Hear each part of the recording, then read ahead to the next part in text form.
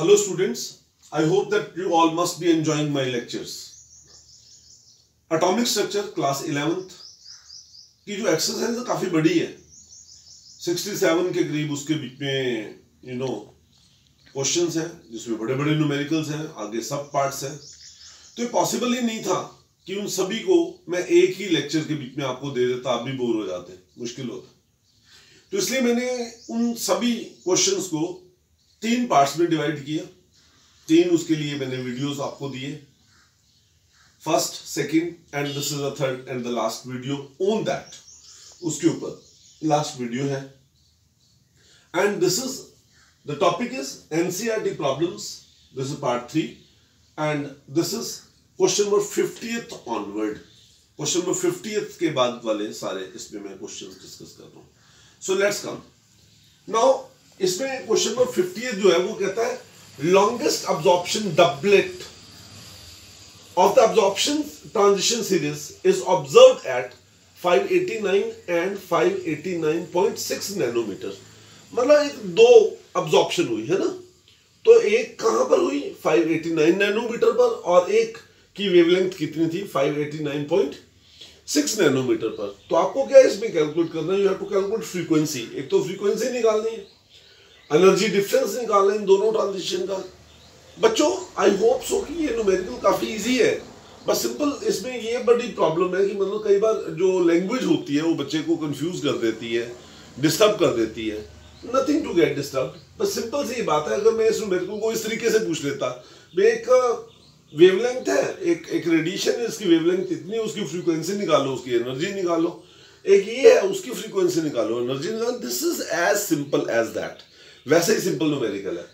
तो ये मैंने मान लिया λ1 है और ये क्या λ2 है, तो frequency is equal to c by lambda. तो मैंने वो अप्लाई किया c बाय लैम्डा, है ना, उसकी वैल्यू आ गई, तो ये फ्रीक्वेंसी आ गई। सेकेंड वाले की ये फ्रीक्वेंसी आ गई and you know energy is equal to delta E is equal to क्या होता है E1 माइनस E2। मैंने E1 माइनस E2 क्यों लगाया? E1 जो है वो स्मॉलर वेवलेंथ है, तो स्मॉलर वेवलेंथ की जो रेडिएशन होती है वो उसकी एनर्जी ज्यादा होती है एंड जो λ2 है वो ज्यादा है, तो इसलिए E1 minus E2 h ν1 minus h ν2, h की वैल्यू कांस्टेंट है, putting the values you will get this answers. तो ये इन दोनों की फ्रीक्वेंसी और ये इसका एनर्जी का डिफरेंस होगा। नेक्स्ट में क्या है 51, कहता सीजियम मेटल है। सीजियम मेटल है, आप उसके स्टेटमेंट को एनसीईआरटी से पढ़ते रहो। सीजियम मेटल है जिसके लिए वर्क फंक्शन कितना 1.9 इलेक्ट्रॉन वोल्ट। तो कहता है इसके लिए एक तो क्रिटिकल वेवलेंथ निकालो, थ्रेशोल्ड फ्रीक्वेंसी निकालो, और तीसरी बात यह कि अगर हमने उस सीजियम मेटल को किससे इरेडिएट किया with radiation of wavelength 500 nanometre, तो वहां से जो फोटो इलेक्ट्रॉन इजेक्ट आउट होंगे उसकी वेलोसिटी क्या होगी, है ना, और उसकी काइनेटिक एनर्जी क्या होगी। मतलब एक लेंथी न्यूमेरिकल है, मैं ये कहूंगा 5 मार्क्स में आ सकता है एज सच ये numerical. Now you see work function जो दिया हुआ है वो इलेक्ट्रॉन वोल्ट में दिया हुआ है and you should be knowing that 1 electron volt जो होता है वो होता है 1.6 इंटू 10⁻⁻19 जूल्स, ये होता है।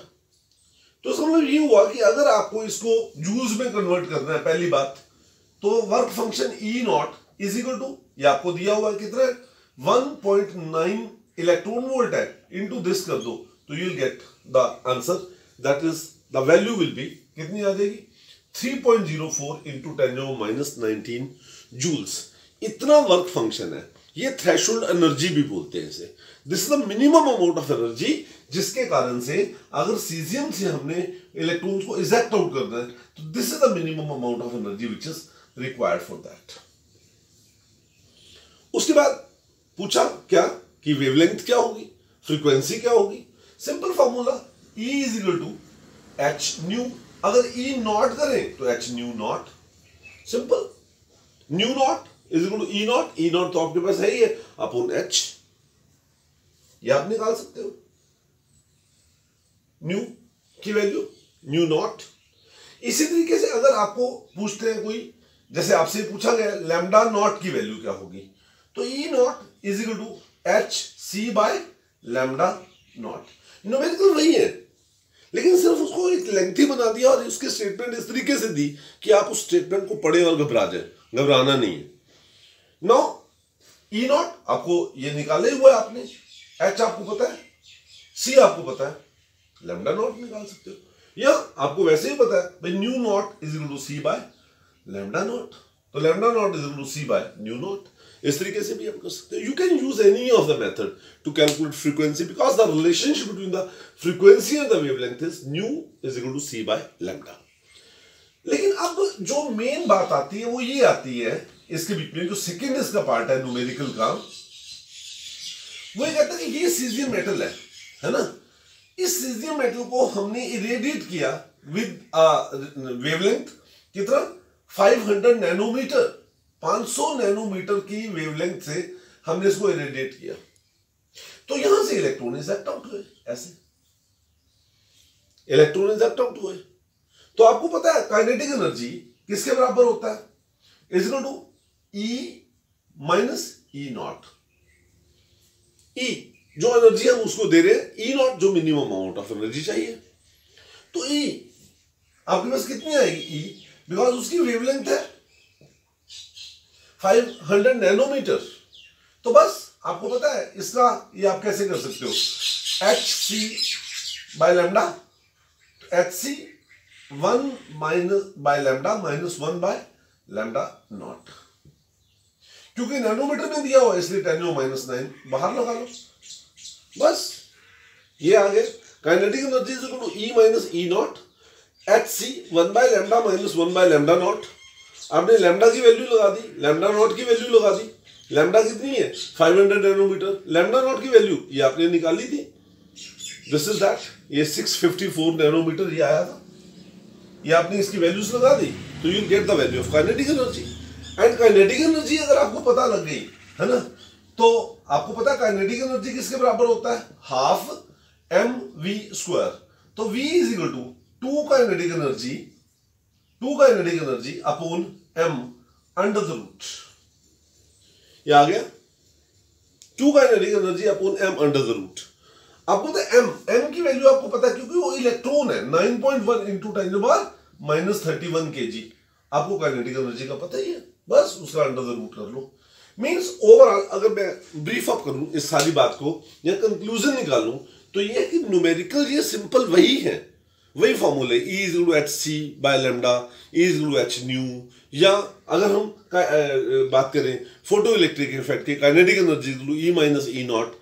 लेकिन न्यूमेरिकल के स्टेटमेंट्स कुछ इस तरीके से लंबी बनाई हुई हैं कि जिसके बीच में एक ही बात में काफी कुछ पूछ लिया गया है। और अगर वो मेरे से पूछता है भाई सब न्यूमेरिकल कैसे करने हैं, तो मैं उसको सिर्फ एक बात कहता हूं, बेटा करना शुरू कर दे, बस हो जाएंगे। अगर आप करेंगे नहीं तो कुछ नहीं होगा, you have to do it yourself. अपने आप न्यूमेरिकल्स करो, ये कैलकुलेशंस करो विदाउट यूजिंग एनी कैलकुलेटर, तो तब आप में एक स्किल डेवलप होगी, then you will be able to do such type of the numericals. 52nd numerical जो है काफी सिंपल न्यूमेरिकल है, वैसे तो लेंथी जरूर है बट है सिंपल। वो कहता है सोडियम मेटल है एंड सोडियम मेटल को हमने डिफरेंट रेडिएशंस से इरेडिएट किया और उससे इलेक्ट्रॉन्स इजेक्ट आउट हुए। हमने उस इलेक्ट्रॉन की वेलोसिटी को कैलकुलेट किया एंड ये जो आपके पास डाटा दिया हुआ है, this is the data of wavelength and velocity. Wavelength nanometres में एंड वेलोसिटी इंटू 10⁻6 मीटर्स पर सेकेंड में है। तो जब यहां से पता लगता है 3 एक्सपेरिमेंट हो गए, लैम्डा इन नैनोमीटर, जब 500 नैनोमीटर की लाइट उसके ऊपर स्ट्राइक करते हैं तो ये उसकी लाइट, ये उसकी वेलोसिटी है, 450 है तो ये वेलोसिटी है, 400 है तो ये वेलोसिटी। आपको इसमें करना क्या है, you have to calculate 2 things. What are those 2 things? You have to calculate lambda naught means threshold wavelength, critical wavelength, and आपको क्या करना है, h मींस प्लैंक्स कांस्टेंट आपको निकालना है। तो इट इज वेरी सिंपल। हम ये मानते हैं कि सपोज वो जो वेवलेंथ है वो कितनी है, लैम्डा नॉट है, वो जो थ्रेशोल्ड वेवलेंथ है वो क्या है, लैम्डा नॉट है। आमतौर पे हम इसको वैसे रिप्रेजेंट भी ऐसे ही करते हैं। एंड यू नो, आपको ये पता है क्या कि kinetic energy is equal to किसके बराबर होता है, ई माइनस ई नॉट, या मैं क्या कहूंगा एच सी 1/λ माइनस 1/λ नॉट। अगर ये नैनोमीटर्स में है तो सीधी इसकी वैल्यू लगाने के लिए 10⁻⁹ बाहर लगा लो आप, ये सीधा आप इसमें वैल्यू लगा लेंगे। इसी को काइनेटिक एनर्जी, तो काइनेटिक एनर्जी किसके बराबर होती है, हाफ mv²। अब देखिए इसमें आपको फर्स्ट अगर मैं डेटा लगाऊं तो आपको लैम्डा दिया हुआ है, यस। आपको वेलोसिटी दी हुई है, यस। वैसे तो m भी आपको पता है, मास ऑफ इलेक्ट्रॉन भी आपको पता है, h आपको निकालना है इसलिए आपको इसको ऐसा रखना है। वैसे c आपको पता है, 10⁻⁹ आपको पता है। तो यू कैन फॉर्म मतलब 3 इक्वेशंस ऑफ इट। पहली इक्वेशन देखिए, h c 10⁻⁵ 1/500 minus 1/λ0 half mv, ये लगा दिया। सेकंड, थर्ड, ऐसे 3 इक्वेशंस बना ली। जस्ट इसको केयरफुली देखिएगा, थोड़ी देर स्क्रीन को आप पॉज कर लें, इसको देख लें। 1 2 3 इक्वेशंस बना दी। अब आप क्या करो, 2 डिवाइड कर दो बाय 1। ऑपरेटिंग, ये देखिए लिखा है ऑपरेटिंग 2 डिवाइडेड बाय 1। इसको आप सिंप्लीफाई करके जब आप करोगे, वैसे यहां पे केमिस्ट्री खत्म हो गया, मैथमेटिक्स शुरू हो जाता है। जस्ट 2 डिवाइडेड बाय 1 कर दो, तो उससे आप लैम्डा नॉट की वैल्यू निकाल पाएंगे। तो this will be the value of lambda naught, ये लैम्डा नॉट की वैल्यू आ जाएगी। और अगर आपको वैसे जरूरी नहीं कि थर्ड इक्वेशन में आप लगाओ, इनमें से किसी भी एक इक्वेशन में अगर आप किसकी वैल्यू लगाते हो, लैम्डा नॉट की, तो एच की वैल्यू आपको पता लग जाएगा। जैसे ये मैंने यहां पर किसमें की, I substituted the value in equation number 3। जरूरी नहीं कि 3 में ही करो, आप फर्स्ट में कर लो, सेकंड में कर लो, बाकी सारे पैरामीटर्स आपको पता है। Just substitute the value, h c आपको पता है 3 × 10⁸ 10⁻⁹ कांस्टेंट है, 1/ ये मैंने 400 यहां पे लिखा, माइनस 1/531 ये आया था हमारे पास, ठीक। लैम्डा नॉट की value is 1/3 mass of electron हो गया ये। तो इस तरीके से आप एच जो अननोन फैक्टर है आप ऐसे कैलकुलेट कर सकते हो। कैलकुलेशन लंबी है, अगर आप करोगे तो हो जाएंगी, नहीं तो देख के डर लगता है। डरना नहीं है, करना है। न्यूमेरिकल नंबर 53 एक बिल्कुल नया सा कंसेप्ट है, थोड़ा सा इसको समझें तो इजी लगेगा, अगर समझ के करेंगे तो। कहता सिल्वर मेटल है, उसको हमने 256.7 नैनोमीटर की वेवलेंथ से इरेडिएट किया, उसके ऊपर बम्बार्ड की वो लाइट। तो यहां से इलेक्ट्रॉन निकले, फोटो इलेक्ट्रॉन निकले, उसकी कोई वेलोसिटी थी, कोई उसकी एनर्जी थी, काइनेटिक एनर्जी थी। वो कहता भाई अगर हम इसको 0.35 इलेक्ट्रॉन वोल्ट का पोटेंशियल देते, if we give at the potential of कितना 0.35 इलेक्ट्रॉन वोल्ट, अगर हम इसको 0.35 इलेक्ट्रॉन वोल्ट का पोटेंशियल दे दें, तो यहां से इलेक्ट्रॉन की जो इजेक्शन है ना, वो रुक जाती है, बंद हो जाती है, चलती नहीं है। इसका मतलब ये हुआ, देखिए इसको आप इस तरीके से माने कि ये जो इलेक्ट्रॉन जा रहे हैं इनकी कोई काइनेटिक एनर्जी है। अगर इतनी एनर्जी से ये स्टॉप करता है ना, इतनी एनर्जी से स्टॉप करता है, तो इसका मतलब इसकी इतनी तो एनर्जी होगी। मींस देखिए, अगर जैसे ये जा रहा है, जिस एनर्जी से जा रहा है, अगर मैं उतनी एनर्जी इसको दे दूं तो ये नहीं जा पाएगा। एग्जैक्टली वही बात कि मैंने जब इसको सिल्वर मेटल को इतना पोटेंशियल दिया तो इसके फोटो इलेक्ट्रॉन की इजेक्शन रुक गई। इसका मतलब जो मैं इसको एनर्जी दे रहा हूं, that energy is sufficient to stop it, to just stop it. तो जो स्टॉपिंग पोटेंशियल होता है, इसका मतलब ये हुआ कि ब्रॉडली आप ऐसे मान के चलो कि जो स्टॉपिंग पोटेंशियल होता है that is equal to kinetic energy of किसका, फोटो इलेक्ट्रॉन्स। वो जो फोटो इलेक्ट्रॉन्स है उनकी काइनेटिक एनर्जी के बराबर होता है।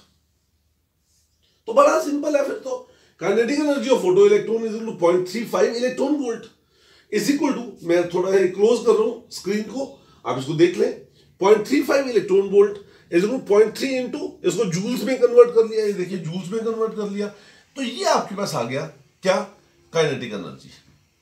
ये काइनेटिक एनर्जी है। लाइट जो उसके ऊपर स्ट्राइक की थी वो कितनी थी, 256.7 की, तो इसकी एनर्जी हमने निकाल ली, ये इसकी एनर्जी हो गई। इसमें ये एनर्जी जो है, दिस मच अमाउंट, ये एनर्जी वो है जो उसके ऊपर स्ट्राइक कर रही है, और ये आपके पास क्या हो गई, मतलब it is E and this is kinetic energy. और आपको पता है काइनेटिक एनर्जी जो होता है वो किसके बराबर होता है? E माइनस ई नॉट, E माइनस ई नॉट। तो E naught is equal to किसके बराबर हो जाएगा? E minus kinetic energy. Just threshold wavelength frequency, threshold energy means work function आप निकाल सकते हैं। एक आपको न्यूमेरिकल्स को निकालने की टिप बताता हूं, या कभी भी कोई भी प्रॉब्लम है उसको करने की एक टिप बताता हूं। जब भी आप कोई भी प्रॉब्लम करना चाहें तो सबसे पहले ये प्रॉब्लम होती है, हमारा ना एक नेचर है कि हम स्टेटमेंट को नहीं पढ़ते। जब हम स्टेटमेंट को नहीं पढ़ेंगे तो हम न्यूमेरिकल को नहीं कर सकते, स्पेशली इस टाइप के न्यूमेरिकल को नहीं कर सकते। असल में न्यूमेरिकल्स में होता कुछ नहीं है, ज्यादा कुछ नहीं होता, लेकिन सिर्फ ये है कि due to lack of that idea that you read down, आपकी रीडिंग हैबिट नहीं होती, उसको डेवलप कीजिए। मैं हमेशा ये कहता हूं तब तक आप न्यूमेरिकल की स्टेटमेंट को पढ़ें जब तक कि आप उसको समझ नहीं जाते। खैर, ये जो न्यूमेरिकल है वो ये भी एक मेटल है, उसके ऊपर हमने 150 पिकोमीटर मतलब 150 × 10⁻12 मीटर की एक वेवलेंथ इरेडिएट की।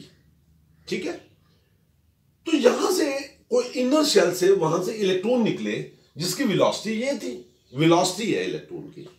तो बताओ इसकी थ्रेशोल्ड एनर्जी क्या होगी, मतलब वर्क फंक्शन क्या होगा? सिंपल सी बात है भाई, ये जो आपके पास एनर्जी आपने दी तो इसकी एनर्जी आप E निकाल सकते हो। तो E इज इक्वल टू क्या आएगा? hc/λ। H आपको पता है, C आपको पता है, लैम्डा आपको ये दे दिया, पता लग गया आपको। दूसरी बात, अब यहां से जो ये फोटो इलेक्ट्रॉन गए तो आपको पता काइनेटिक एनर्जी इक्वल टू क्या होता है? Half mv²। वेलोसिटी आपको पता है, मास ऑफ इलेक्ट्रॉन आपको पता है, तो काइनेटिक एनर्जी आपने निकाल दी। मास ऑफ इलेक्ट्रॉन आपको पता है ना, 9.1 × 10⁻31 kg, और इनटू वेलोसिटी आपको ये दी है 1.5 × 10⁻7²। ये आ गया। तो आपने काइनेटिक एनर्जी निकाल ली। आपने क्या निकाल लिया? एनर्जी जो उसके ऊपर लाइट के ऊपर पड़ रही है। And you no E not, अभी इससे जस्ट पहले वाला न्यूमेरिकल जो किया था, E माइनस काइनेटिक एनर्जी। जब आप इसको सॉल्व करेंगे तो you will get this answer. ये है न्यूमेरिकल नंबर 55। स्टेटमेंट को जब पढ़ोगे तो आपको ही पता लगेगा इस स्टेटमेंट में क्या लिखा हुआ है। हाइड्रोजन स्पेक्ट्रम की बात करता है और पाश्चन सीरीज की बात करता है। आपको पाश्चन सीरीज का पता होना चाहिए कि पाश्चन सीरीज में इलेक्ट्रॉन कहां पर आते हैं? थर्ड पर, जैसे लेमन में फर्स्ट पर, बामर में सेकंड में, पाश्चन में थर्ड में, और कहीं से ऊपर से आते हैं। यहां से भी आ सकते हैं, 4 से भी, 5 से भी, 6 से भी, 7 से भी, 8 से भी, 9 से भी, अप टू इन्फिनिटी कहीं से भी आ सकते हैं। तो ये कहता है कि पाश्चन सीरीज जो है ना ends at 3 and start from any value n, जिसको हम इस तरीके से रिलेट कर सकते हैं, उसकी फ्रीक्वेंसी को ऐसे रिलेट कर सकते हैं। क्या फॉर्मूला है? Frequency 3/29 × 10⁻15 × 1/n1²। n1 इसके लिए क्या हो गया? पाश्चन के लिए 3 और -1/n2²। ये n2 आपको निकालना है। और वो कहता है कि ये जो रेडिएशन है, जो हम रेडिएशन को जो जिसके लिए कैलकुलेट करना चाहते हैं, उसकी वेवलेंथ हमें पता लगी, और वो कितनी थी? 1285 नैनोमीटर। ठीक है, तो बताओ n2 की वैल्यू क्या होगी? सिंपल, बहुत ही सिंपल है न्यूमेरिकल भाई। अगर आपको ये लैम्डा का पता है तो new is equal to c/λ। तो ये भी न्यू है, ये भी न्यू है, इन दोनों को रिलेट कर दिया। ये मैंने c/λ की वैल्यू ये हमें लगा दी, ये देखिए, ये लगा दी। अब देखिए इसके बीच में बाकी सारे पैरामीटर्स पता है, you will get this equation. ये n को कैलकुलेट n2, और आप n2 को कैलकुलेट कर सकते। ठीक है, आपको ये पता लगेगा कि n2 की वैल्यू 5 आएगी। और अगर ये कोई पूछता भी किस रीजन में फॉल करेगी, आपको पता होना चाहिए जो लेमन सीरीज की कोई भी रेडिएशन है वो अल्ट्रावायलेट में फॉल करती है, बामर विजिबल में, और इंफ्रा मतलब जो पाश्चन है, ब्रैकेट है, फंड है, वो सभी सीरीज IR रीजन में फॉल करती है। अच्छा न्यूमेरिकल है। वो ये कहता है कि एक इलेक्ट्रॉन की ट्रांजिशन हुई from a circular path radius, Bohr's radius, like Bohr's radius नहीं मुझे बोलना चाहिए, फ्रॉम एन एटॉमिक रेडियस जिसका ये वैल्यू है, से यहां से इधर आई। तो बताओ वो कौन सी सीरीज में वो जो स्पेक्ट्रल लाइन है बिलोंग करेगी। देखिए यहां पर इस चीज को थोड़ा समझने वाली बात है और कुछ भी नहीं है। ये जो वैल्यू दी हुई है, this is the first value is in nanometres and this value is in picometres. आपको सभी को पता है कि बोर्स रेडियस जो होता है वो क्या होता है 0.529 and radius of nth orbit for hydrogen and hydrogen like particles it can be given by 0.529 n square upon you see z, where what is this z? Z is atomic number of hydrogen and hydrogen like particles and ये ऑंगस्ट्रॉम्स में होता है। सुनिए, मैंने इस ऑंगस्ट्रॉम की value को picometres में चेंज कर लिया और इन सभी वैल्यू, इन दोनों वैल्यूज को भी, क्योंकि ये पिकोमीटर में दी हुई है, इसको भी मैं पिकोमीटर में चेंज करके इसको रिलेट कर लूंगा, दैट्स ऑल।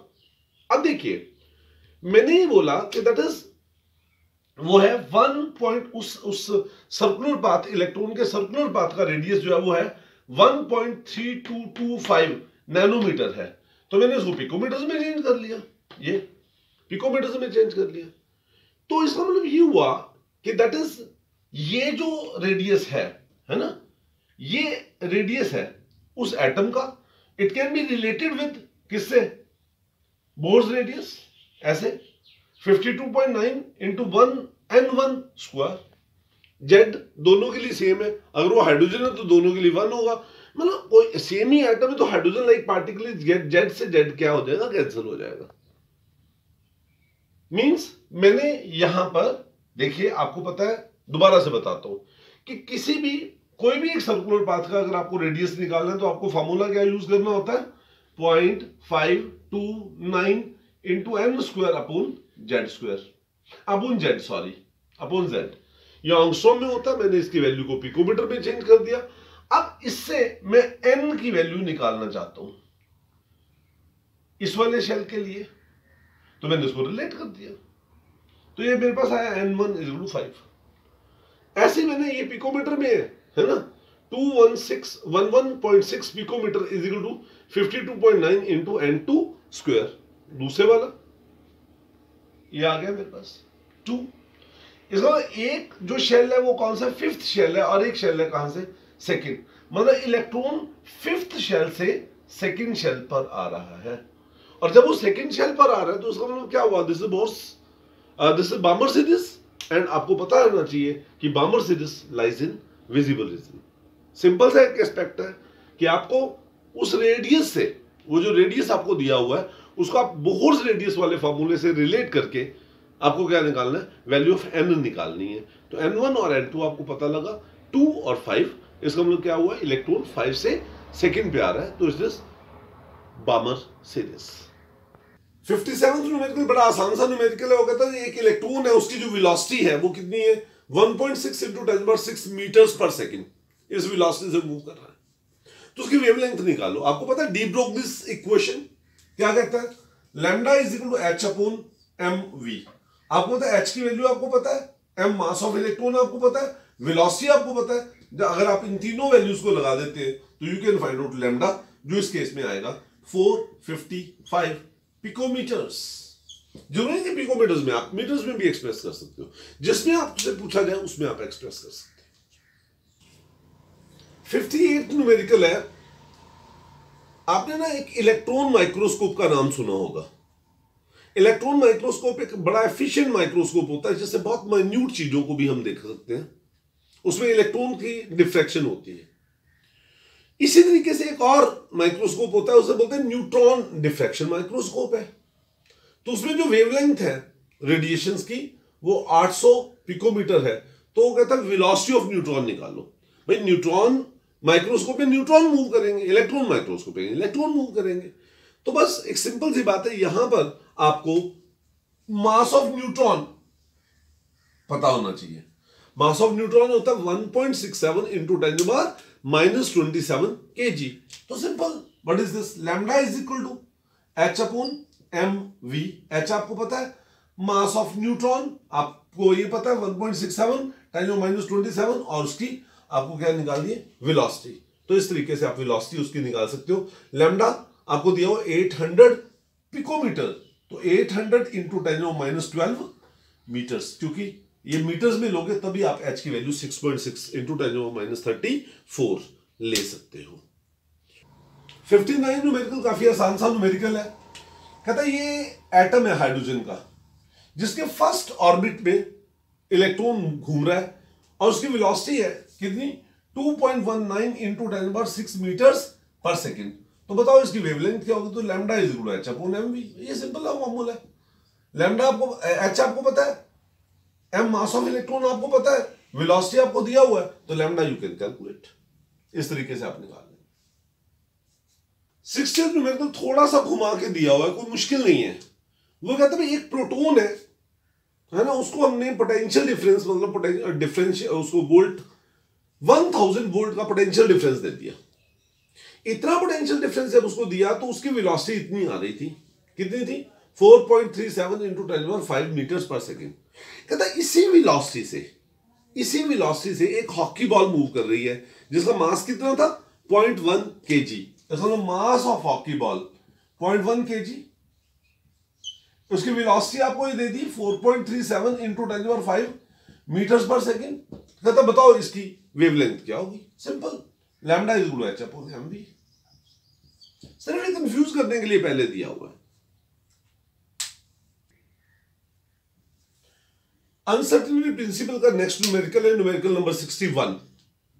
वो कहता है एक इलेक्ट्रॉन मूव कर रहा है और उस इलेक्ट्रॉन की हमने पोजीशन को फाइंड आउट करने की कोशिश की और उसकी पोजीशन की फाइंडिंग में जो अनसर्टेनिटी थी, uncertainty in finding it position इज ±0.002 नैनोमीटर। मैंने इस वैल्यू को मीटर्स में चेंज कर लिया।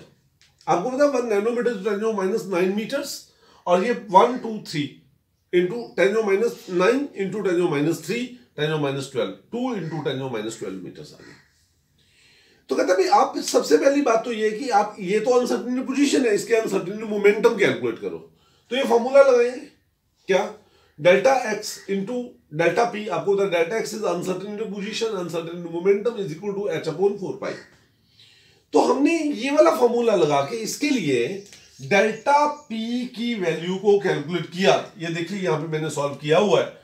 It comes out to be 2.638 into 10⁻23 kilogram metre पर सेकेंड। ये उसकी वैल्यू आ गई। लेकिन वो कहते जो एक्चुअल उसकी जो वैल्यू उसकी वैल्यू है वो हम ऐसे दे सकते हैं क्या, एक्चुअल जो उसकी वैल्यू है वो हम दे सकते हैं h अपॉन 4 पाई, है ना, 0.0005 नैनोमीटर। ये वैल्यू आपको दी हुई है, बुक में लिखा हुआ है सारा। तो कहता क्या मतलब ये एक्चुअल उसकी है वैल्यू। तो क्या इस मतलब वैल्यू को डिफाइन करने में कोई प्रॉब्लम है? तो देखिए हम इसकी एक्चुअल वैल्यू को कैलकुलेट कर लेते हैं। एक्चुअल वैल्यू को कैसे कैलकुलेट करते हैं? h की वैल्यू लगा लो 6.626 इंटू 10⁻34 अपॉन 4 इंटू 22/7 इंटू ये नैनोमीटर है, इसको आप चेंज कर लो किसमें, मीटर्स में 10⁻11 मीटर्स आ गया। तो ये सॉल्व करके आता है, ये वैल्यू आती है 1.055 इंटू 10⁻24 किलोग्राम मीटर पर सेकेंड। अगर आप इन दोनों वैल्यूज को कंपेयर करो तो ये वाली वैल्यू मतलब एक्चुअल वैल्यू जो एक्सप्लेन्ड वैल्यू उससे कम है। एक्चुअल वैल्यू जो अनसर्टेनिटी पोजीशन जो है उसकी एक्चुअल वैल्यू से क्या है, कम है। इसलिए हम ये कहते हैं ये पॉसिबल नहीं है, ये हमेशा ये वैल्यू इससे ज्यादा होनी चाहिए, लाइक दैट। एक्चुअल वैल्यू जो अनसर्टेनिटी से ज्यादा होनी चाहिए, लेकिन यहां पे एक्चुअल वैल्यू अनसर्टेनिटी से क्या आ रही है, कम आ रही है, इसलिए इट इज नॉट डिफाइंड, ये डिफाइंड नहीं है। नेक्स्ट जो क्वेश्चन है क्वेश्चन नंबर 62, उसमें NLM मैग्नेटिक क्वांटम नंबर और spin quantum number different orbitals की वैल्यूज दी है और आपको ये पता लगाना है कि इसके बीच में किस ऑर्बिटल की जो एनर्जी है वो सबसे ज्यादा है, किसकी कम है। तो सबसे पहली बात तो ये है कि मैं इसको नंबर देता हूं 1, है ना, 2 3 4 5 6 1 2 3 4, 5 और 6, ये हो गया। 1 क्या है? 4d। 2 क्या है? 3d। थर्ड क्या है? 4p।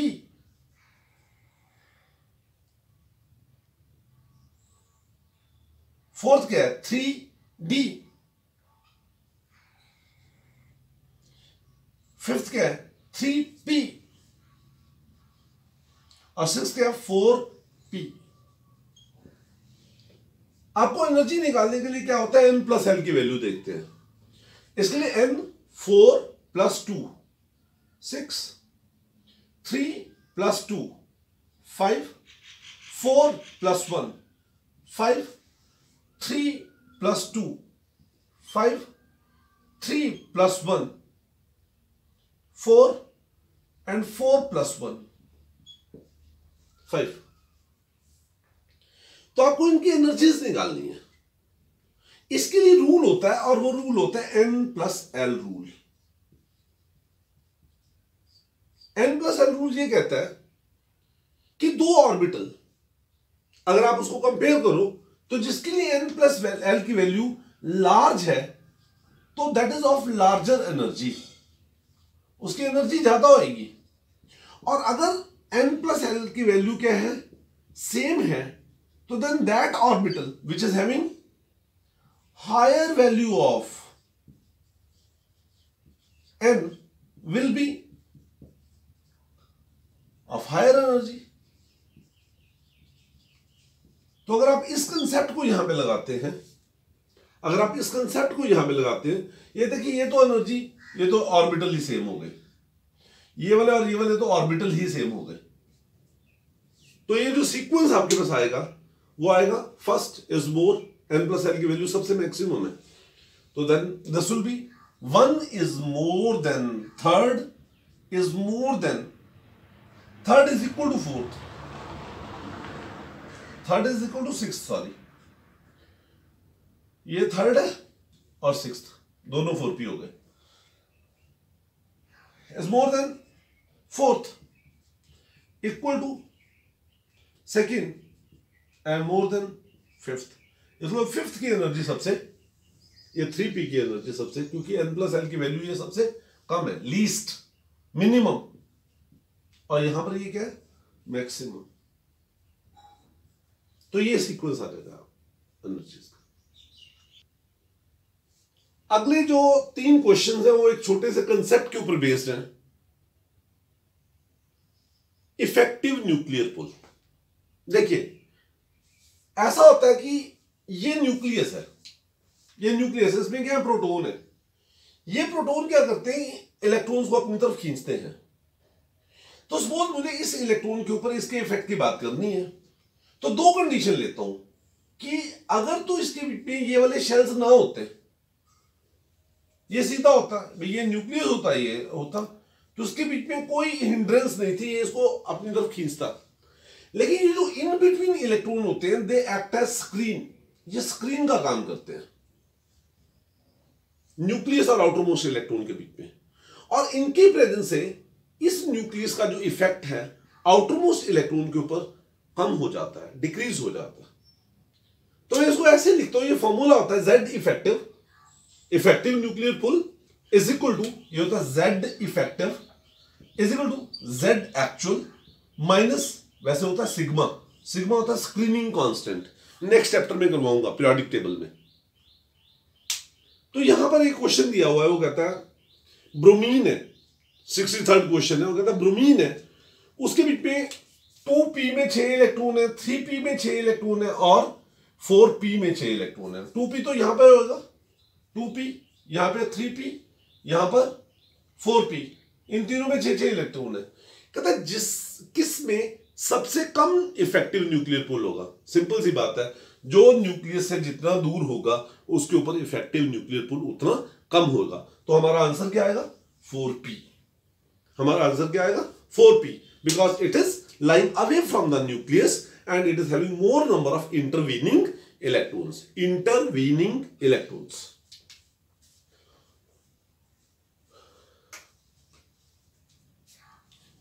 64th क्वेश्चन है, बिल्कुल इसी पैटर्न पर है भाई। 2s और 3s में से इफेक्टिव न्यूक्लियर पूल ज्यादा किस में होगा? 2s में होगा। 4d और 4f में सुनिए, एक ही सेक्शन में ये अगर 4sf 4p होगा, 4d होगा, 4f होगा, 4s 4p 4d और 4f ये होगा। तो जितना न्यूक्लियर से दूर होगा उसका न्यूक्लियर पूल उतना कम होता चला जाएगा। मतलब कौन सा ये 4d और 4f, 4d तो ये है, 4f ये है, तो न्यूक्लियर पूल ज्यादा 4d पर होगा। ऐसे पूछा 3d और 3p, देखिए 3s 3p और 3d, 3s 3p 3d, तो न्यूक्लियस के नजदीक है 3p, इसलिए इसके ऊपर न्यूक्लियर पूल ज्यादा होगा। देखिए वो कहता है एल्यूमिनियम और सिलिकॉन की अगर हम बात करें, इसकी कॉन्फ़िगरेशन होती है बच्चों नियॉन 3s2 3p1, और इसकी कॉन्फ़िगरेशन होती है नियॉन 3s2 3px1 3py1। कहते हैं इन दोनों में से p ऑर्बिटल में न्यूक्लियर पुल ज्यादा किस में होगा? देखिए 3s 3p और 3px 3py एक ही लेवल पर है, सिर्फ अपनी ओरिएंटेशन में डिफरेंस है उनका। तो यहां पर न्यूक्लियर पुल उसमें ज्यादा होगा जिसका न्यूक्लियर की पावर ज्यादा होगी, क्योंकि सिलिकॉन में 14 प्रोटॉन है और इसमें 13 प्रोटॉन है। तो इसलिए द अनपेयर्ड इलेक्ट्रॉन ऑफ किसके silicon will be experiencing more effective nuclear pull. Question number 66 है, कुछ एलिमेंट्स दिए हुए फास्फोरस, सिलिकॉन, क्रोमियम, आयरन और क्रिप्टॉन, एंड क्वेश्चन ये पूछा गया इसमें हाउ मेनी अनपेयर्ड इलेक्ट्रॉन्स आते हैं, तो सिंपली इसकी इलेक्ट्रॉनिक कॉन्फ़िगरेशन लिखनी होती है। जैसे फास्फोरस 15 होता है, neon 3s2 3px1 y1 z1, तो इन सभी में कितने अनपेयर्ड इलेक्ट्रॉन हो गए? 3। सिलिकॉन नियॉन 3s2 ये तो पेयर्ड हो गया, 3px1 y1 2 अनपेयर्ड इलेक्ट्रॉन हो गए। क्रोमियम आर्गॉन 4s1 3d5 एक ये और 5 ये 6। आयरन 26 आर्गॉन 4s2 3d6, जब 3d6 होएगा तो ऐसे होता है ना, इसी 1 2 3 4 5 6, तो इसमें टोटल अनपेयर्ड इलेक्ट्रॉन 4 बच जाएंगे। क्रिप्टॉन याद रखना, जितनी भी नोबल गैसेस हैं उनमें किसी में भी अनपेयर्ड इलेक्ट्रॉन होता ही नहीं है, तो इसमें number of unpaired electron is equal to 0। Last question of this big exercise, question number 67, इसका ए पार्ट है। कहता how many subshells are there in fourth shell? Remember number of subshells is equal to n, principal quantum number के बराबर होता है। तो अगर n is equal to 4 है तो उसमें सबशेल्स 4 होंगी, और वो 4 सबशेल्स कौन सी होती है? 0 1 2 3, मतलब 4s 4p 4d और 4f। और इसका लास्ट क्वेश्चन, इसका सब पार्ट कहते हैं इसमें कितने इलेक्ट्रॉन होंगे जिसके लिए s की वैल्यू -12 होगी। तो आप देखिए फोर्थ शेल में टोटल नंबर ऑफ इलेक्ट्रॉन कितने होंगे? 2 into 4 square is equal to 32, 32 electrons हुए, तो इसमें क्लॉकवाइज स्पिन 16 की होगी और एंटी क्लॉकवाइज 16 की होगी, मतलब n is equal to 4 and s is equal to plus half will be equal to plus 16, and n is equal to 4 and s is equal to minus half will also be equal to 16. Thank you.